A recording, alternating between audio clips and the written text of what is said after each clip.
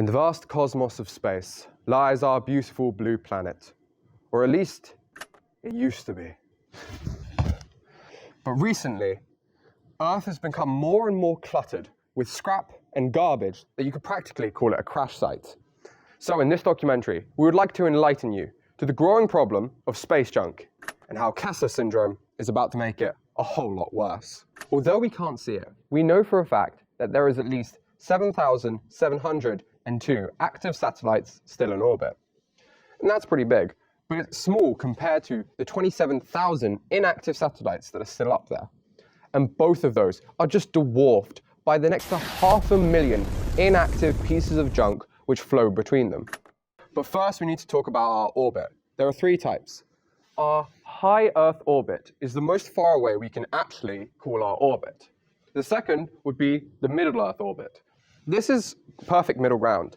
It's far away enough that not many satellites are in it, but the ones that are pretty safe. And finally, we have our low Earth orbit. This is the most overcrowded part of our orbit. This is because it's actually the closest, meaning it's the cheapest thing any company can do to send their satellites there. In this orbit, we are looking at most of our active satellites, most of our inactive satellites, many of our junk, and also a couple stations. According to NASA, the dangers of space junk are pretty large. You see, most space junk is actually moving at speeds of 18 miles per hour, which is several times faster than an active speeding bullet. This causes a danger for any future or current space stations of having their damages caused by one of these pieces of junk moving and crashing into them. Now you're probably saying, that's pretty bad. Well, you haven't heard of anything. Let me tell you about Kessler Syndrome.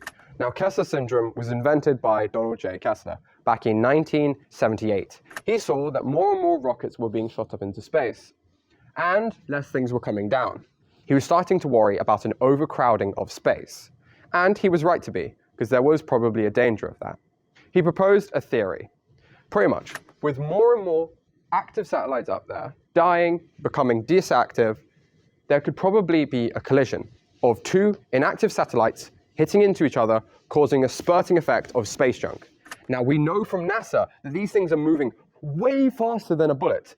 So these causing into more inactives or even actives and causing more and more until a chain effect of one massive blender in space, chewing up any rocket to go up there. Now, Kessler was a bit wrong in his original prediction. He believed that this would happen in 2012, and 2012 is long dead, and there's no massive blender to speak of. But this doesn't mean he's wrong.